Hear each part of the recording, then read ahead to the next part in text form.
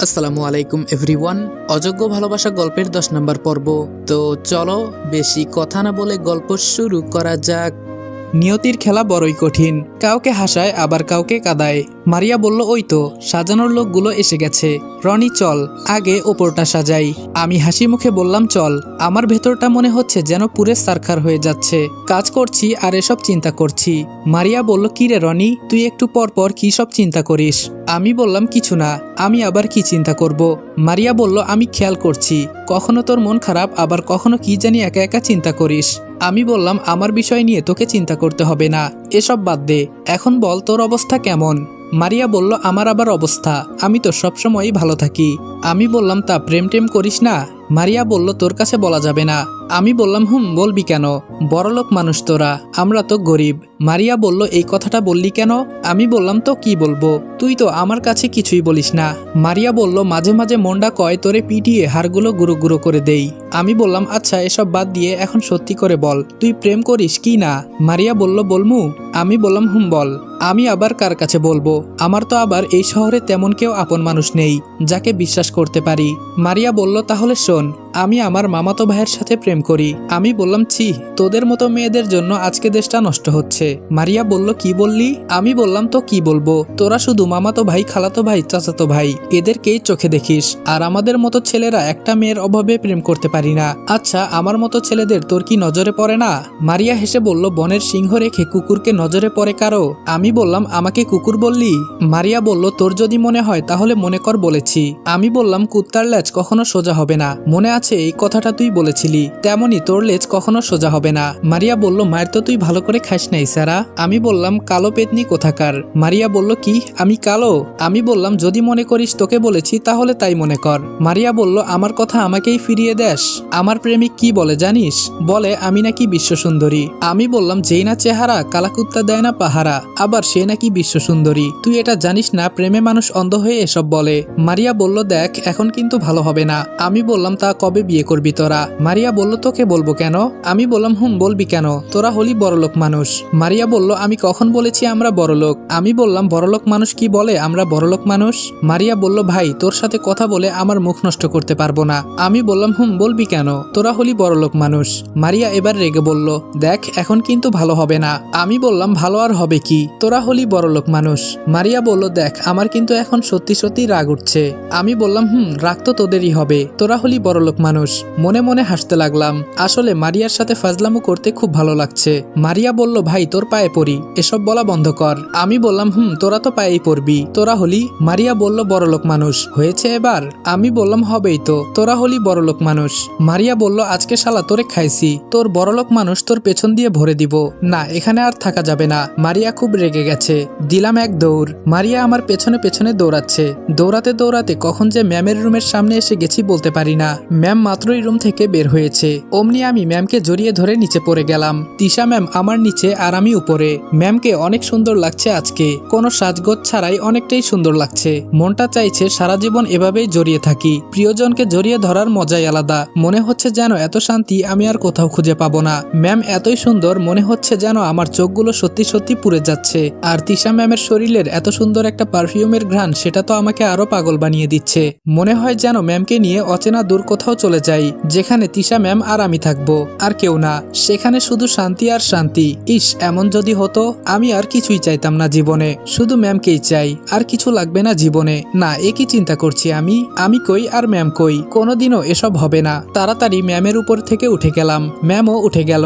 আমি মাথা নিচু করে বললাম, সরি ম্যাম, আসলে আমি দেখতে পারি নাই। তিশা ম্যাম কিছু না বলে রুমে গিয়ে দরজা বন্ধ করে দিল। আমি বললাম, তোর জন্য এমন হয়েছে, কেন আমাকে দৌড়ানি দিলি বল? মারিয়া বলল, আমার জন্য সব হয়েছে, আর তুমি কি করলা? সরাসরি ম্যামের উপরে পড়ে গেলা। আমি বললাম, আরে আমি তো নিজেকে কন্ট্রোল করতে পারি নাই, কি করব বল? মারিয়া বলল, তাই বলে তুই ম্যামের উপরে পড়বি? এখন ম্যাম কি ভাববে? আমি বললাম, যা হবার তা তো হবেই, কিন্তু একটা জিনিস আমি বুঝলাম না, ম্যামের মন খারাপ কেন? মারিয়া বলল, এইদিকে আয়, একটু দূরে গিয়ে বলছি। আমি বললাম, বল, কি হয়েছে ম্যামের? মারিয়া বলল, ম্যাম এই বিয়ে করতে রাজি না। আমি একটু অবাক হয়ে বললাম, সত্যি? মারিয়া বলল, সত্যি বলছি। এটা শুনে আমি তো অনেক খুশি। আমার খুশি খুশি দেখে কে? মারিয়া, তুই আমাকে কি শোনালি? আমার তো নাচতে ইচ্ছে করছে, চল দুইজনে মিলে একটু নাচি। মারিয়া বলল, জুতা দিয়ে থোতা ভেঙে ফেলবো শালা। এইদিকে ম্যামের মন খারাপ আর তুই আসছস নাচতে? আচ্ছা, তুই এত খুশি কোন কারণে বলতো শুনি? আমি বললাম, এসব শুনে তোর লাভ নাই। আর ম্যাম তাহলে এই বিয়ে করতে চাইছে না কেন? মারিয়া বলল, ম্যামের মা আর ম্যামের খালা দুজন মিলে এই বিয়ে ঠিক করেছে, আর ছেলেটা একটু বোকা বোকা টাইপের, এজন্য ম্যামের পছন্দ না। আর ম্যামকে শর্ত দেওয়া হয়েছে, ম্যাম যদি এই বিয়েতে রাজি না হয় তাহলে ম্যামের মা আত্মহত্যা করবে। আমি বললাম, তুই এসব শুনলি কি করে? মারিয়া বলল, আমি ম্যামের সব খবর জানি। আর কিভাবে জানি এসব তোর জেনে লাভ নেই। আমি বললাম, তাহলে আঙ্কেলও কি এই বিয়েতে রাজি না? মারিয়া বলল, না, উনি এই বিয়েতে রাজি না। ওনার নাকি কোনো ছেলে আগে থেকেই পছন্দ, কিন্তু আন্টির কারণে উনি মুখ খুললেন না। আমি বললাম, বুঝলাম, তার মানে এই বিয়ে হবেই। মারিয়া বলল, হয়তো। আমার মনটা আবারও খারাপ হয়ে গেল। ভাবছিলাম হয়তো বিয়েটা ভেঙে যাবে, কিন্তু তা মনে হয় না যে হবে। আমার কপালটাই খারাপ, না হলে আমার সাথেই কেন এমন হয়? হঠাৎ কোথায় থেকে আন্টি এসে বলল, সব গোছানো শেষ নাকি? আমি বললাম, জি আন্টি, সব গোছানো শেষ। আন্টি বললেন, ওরা আসছে বাবা, তুমি ওই রুমে গিয়ে দেখো নতুন কাপড় পাবে, যাও পরে রেডি হয়ে নাও। কথাটা আমাকে উদ্দেশ্য করে বলল। আর মারিয়া, তুমি আমার সাথে আসো। মারিয়া বলল, জি আন্টি, চলেন। আমি আন্টির কথা মতো রুমে গিয়ে দেখি সত্যি সত্যি নতুন কাপড় আছে। বড়লোক মানুষ তো, তাই। এই দেখেন, আবার বড়লোক বলে ফেলেছি। এখন মনে হয় আপনারা আমাকে মারবেন আরেকবার বড়লোক বললে। ফ্রেশ হয়ে নতুন কাপড় পরলাম, কালো পাঞ্জাবি আর সাথে কালো প্যান্ট। কালো কালার এমনি আমার ফেভারিট। কাপড় পরে রুম থেকে বাহির হলাম, দেখি মারিয়াও শাড়ি পরেছে, তবে বেগুনি। মারিয়া বলল, ওয়াও রনি, তোরে তো একদম হিরোর মতো লাগছে। আমি বললাম, এত প্রশংসা করতে হবে না, জানি আমাকে তেমন ভালো লাগছে না, আর তোরে তো শাড়িতে বেশ সুন্দর লাগছে। মারিয়া বলল, ধন্যবাদ। আর সত্যি তোকে আজকে অনেক সুন্দর লাগছে, যে কেউ তোর দিকে তাকালে পাগল হয়ে যাবে। আমি মনে মনে বললাম, শুধু ম্যাম হলেই হবে, আর কাউকে লাগবে না। আচ্ছা, ওরা কি চলে আসছে? মারিয়া বলল, ওই তো এসে গেছে মনে হয়, নিচে চল। আমি বললাম, চল। ওদের হাত থেকে মিষ্টিগুলো নিয়ে ভেতরে রাখলাম। আর মারিয়ার কথাটা সত্যি, ছেলেটা সত্যি বোকা টাইপের, আর ওর কাজকর্ম দেখে বোঝা যাচ্ছে অনেক বড় বোকা। এই ছেলেকে ম্যাম বিয়ে করবে আমার তো বিশ্বাসই হচ্ছে না। একটু পর ম্যামকে সাজিয়ে আনা হলো। ম্যামকে দেখে তো আমি আরো পাগল হয়ে গেলাম। মানুষ ঠিকই বলে, প্রেমে পড়লে নাকি মানুষ অন্ধ হয়ে যায়। এখন মনে হয় আমি তাই হয়ে গেলাম। মনে হচ্ছে যেন পৃথিবীর সব থেকে বিশ্ব সুন্দরী যদি কেউ থেকে থাকে সেটা একমাত্র তিশা ম্যাম। তাকে এখন এত সুন্দর লাগছে বলার বাহিরে।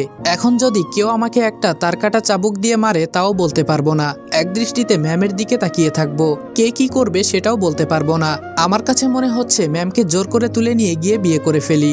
বিশ্বাস করেন রাসেল ভাই, আমার তো আর সহ্য হচ্ছে না। কিভাবে যে নিজেকে ধরে রেখেছি সেটা তো আমি নিজেই বলতে পারি না। কেউ যদি বলে, তিশার জন্য তুমি কি করতে পারবা, আমি একটা তলোয়ার নিয়ে নিজের গলাটা কাটতে কাটতে বলবো, দেখো রনি তিশার জন্য কি করতে পারে। তবুও এই রনির ভালোবাসা তিশার জন্য কোনোদিনই শেষ হবে না। এই শহরে এসে যে একজন মন্ত্রীকে এত ভালো লাগতে পারে সেটা আমার কল্পনার বাহিরে। এখন আমার মনে শুধু ভালোবাসা আর ভালোবাসা চলছে। তিশা ম্যামের ভালোবাসা পেলে হয়তো আমার জীবনের চাহিদা শেষ হয়ে যাবে।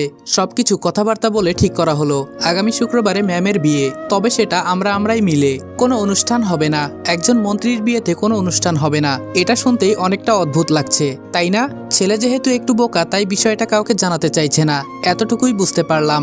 ম্যাডামের চোখে কেমন জানি একটা কান্না কান্না ভাব, দেখেই বোঝা যাচ্ছে এই বিয়েতে একমাত্র আন্টি খুশি, আর কেউ না। বুঝি না নিজের মেয়েকে জেনে শুনে কেউ পানিতে ফেলতে চায়। বড় কথা হলো বিধাতার লীলা খেলা বোঝা বড়ই দায়। সবকিছুই শেষ করলাম, একটু পর ওরাও চলে গেল। মারিয়া বলল, রনি চল দেখি তিশা ম্যাম কি করে। আমি বললাম, চল, আমারও একটু দরকার আছে। তিশা ম্যামের রুমে এসে দেখি ম্যাম কান্না করছে। আমাদের দেখে চোখের পানি মুছে ফেললো, তবে ম্যামের চোখগুলো লাল হয়ে আছে। কেঁদে কেঁদে এই অবস্থা হয়েছে বুঝতে পারছি।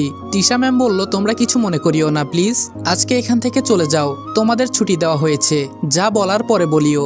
মারিয়া বলল, জি ম্যাম, আর আপনি সাবধানে থাকবেন। রনি চল। আমি বললাম, চল। বাহিরে এসে বডিগার্ডগুলোকে ভালো করে সবকিছু দেখাশোনা করতে বললাম। গাড়িতে বসে আমারও মনটা খুব খারাপ হয়ে গেল। একে তো ম্যাম এই বিয়েতে রাজি না, আরেক হচ্ছে ম্যামের বিয়ে হলে আমি তো কষ্টে কষ্টে শেষ হয়ে যাব। আমার এই পোড়া কপালে এত কষ্ট লেখা থাকবে সেটা কে জানে। আমাকে এত চিন্তা করতে দেখে মারিয়া বলল, আচ্ছা রনি, আমাকে তো তোর সত্যিকারের বন্ধু মনে করস তাই তো? আমি বললাম, অবশ্যই। মারিয়া বলল, তাহলে আজকে একটা সত্যি কথা বলবি? আমি বললাম, কি বলবি বল। মারিয়া বলল, আমাকে তুই বিশ্বাস করিস তো? আমি বললাম, ধুর, তুই যে কি বলিস না, তোকে আবার বিশ্বাস করব না কেন? এত পেঁচিয়ে কথা না বলে সোজাসুজি বল, কি বলতে চাস? মারিয়া বলল, আমি প্রথম থেকে দেখে আসছি, যখন ম্যামের মা বলেছে ম্যামকে দেখতে আসবে, তখন থেকেই তুই কি সব একা একা চিন্তা করিস, আবার কখনো মন খারাপ করে থাকিস, আবার মাঝে মাঝে দেখি তোর চোখ লাল হয়ে যায়, মনে হয় যেন তুই কান্না করেছিস। আচ্ছা সত্যি করে বলতো, তিশা ম্যামকে তুই পছন্দ করিস? আমি মারিয়ার কথা শুনে মারিয়ার দিকে তাকিয়ে আছি। আসলে ওরে এখন আমি কি জবাব দিব? আমি সত্যিই তো তিশা ম্যামকে পছন্দ করি। মারিয়া বলল, কি হলো, এভাবে না তাকিয়ে সত্যি কথা বল। আমি বললাম, আমি তিশা ম্যামকে পছন্দ করি। প্রথম যেদিন আমি অনুষ্ঠানে ম্যামকে দেখেছি সেই দিন থেকেই আমি তিশা ম্যামকে পছন্দ করি। সব দোষ আমার রে, আমি একজন গরিব ছেলে হয়ে একজন মন্ত্রীকে পছন্দ করে বসে আছি। আমার সাথে এমন কেন হলো বল? পৃথিবীতে কি আর কোনো মেয়ে ছিল না? মাঝে মাঝে মনটা চায় নিজেকে নিজে মেরে ফেলি। আজকে যখন আন্টি বলছিল তিশা ম্যামকে দেখতে আসবে, বিশ্বাস কর আমার কলিজাটা ফেটে যাচ্ছিল। বারবার মনে হচ্ছিল কেন আমি তিশা ম্যামকে ভালোবাসতে গেলাম। মারিয়া বলল, দেখ রনি, কান্না করিস না, আমি তোর বিষয়টা বুঝতে পারছি। তবে একটা কথা কি জানিস, আমাদের কখন কিভাবে কাকে পছন্দ হয়ে যায় সেটা আমরাই বলতে পারি না। হয়তো তোর ক্ষেত্রেও তাই হয়েছে। এখন কি করবি বল? সব তো মেনে নিতে হবে, পরিস্থিতিটাই এমন হয়ে গেছে। কিন্তু একটা বিষয় দেখলি? আমি বললাম, কি? মারিয়া বলল, তিশা ম্যাম এই বিয়েতে রাজি না। আমি বললাম, আমারও এই বিষয়টা অনেক খারাপ লাগলো। তার ইচ্ছের বিরুদ্ধে তাকে বিয়ে দিবে, এটা তো ঠিক না। মারিয়া বলল, আচ্ছা রনি, ধর কোনো কারণে ম্যামের বিয়ে ভেঙে গেল, তখন তুই কি করবি? আমি বললাম, যতটুকু সম্ভব আমি ম্যামকে পটাতে চেষ্টা করব। মারিয়া বলল, আচ্ছা আমরা যদি ম্যামের বিয়ে ভেঙে দেই তাহলে তো তোর কষ্ট পেতে হবে না। আমি বললাম, না, এটা আমরা কখনোই করব না। আন্টি খুব আশা করে ম্যামের বিয়ে ঠিক করেছে। আমরা যদি বিয়ে ভেঙে দেই তাহলে হয়তো তিশা ম্যাম খুশি হবে, কিন্তু আন্টি কি খুশি হবে বল? মারিয়া বলল, তাহলে তুই কি করতে চাস? আমি বললাম, ভাগ্যের উপর সব ছেড়ে দিলাম, যা হবার তাই হবে, এত চিন্তা করে লাভ নাই। মারিয়া বলল, কিন্তু তুই যে কষ্ট পেয়ে তিলে তিলে শেষ হয়ে যাবি। আমি হালকা হেসে বললাম, আমার আবার কষ্ট? আমি সব সময় একটা কথা বলি, গরিবের কোনো জীবন হয় না। যেমন তুমি তাদের টাকা দিয়ে বলবা এভাবে না সেভাবে যা, তারাও ঠিক তাই করবে। এখন আমারও একই অবস্থা হয়ে গেছে, জিন্দা লাশ হয়ে বেঁচে থাকবো হয়তো।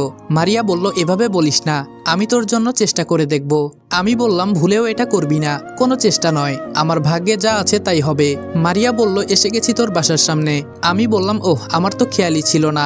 মারিয়া বলল, আচ্ছা যা, আর নিজেকে কষ্ট দিস না, যা হবার তা তো হবেই।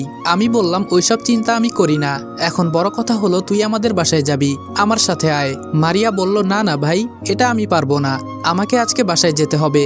আমি বললাম, তা বললে তো হবে না ম্যাডাম, চলেন। মারিয়া বলল, দেখ রনি, আমি যেতে পারবো না, অন্য আরেকদিন যাব। আমি বললাম, আজকে যদি না যাস তাহলে মনে করব তুই আমার বন্ধুই ছিলি না। মারিয়া বলল, ইমোশনাল ব্ল্যাকমেল করছিস? আমি বললাম, যদি তুই তাই মনে করিস তবে সেটাই। এখন এত কথা না বলে গাড়ি থেকে নাম। মারিয়া বলল, বোঝার চেষ্টা কর রনি, আমার বাড়িতে কাজ আছে। আমি বললাম, কিছুই বুঝতে চাই না, তুই যাবি কি না সেটা বল। এত কথা বলতে পারবো না, কথাটা একটু রেগেই বললাম। মারিয়া গাড়ি থেকে নেমে এসে বলল, সময় একদিন আমারও আসবে। আমি হালকা হেসে বললাম, তুই দেখি আমার ছোট বোনের মতো কথা বলিস। আমার ছোট বোন যখন ঝগড়া করে আমার সাথে পারে না, তখন বলে কি জানিস? বলে, সময় আমারও একদিন আসবে, কিন্তু সেই সময়টা যে কখন আসবে সেটা আজ পর্যন্ত না জানা আমি। মারিয়া বলল, চুপ কর কুত্তা, এখন চল। বাসায় গিয়ে কলিং বেল বাজাতেই ঈশা এসে দরজা খুলে দিল। ঈশা দরজা খুলে মারিয়ার দিকে তাকিয়ে আছে।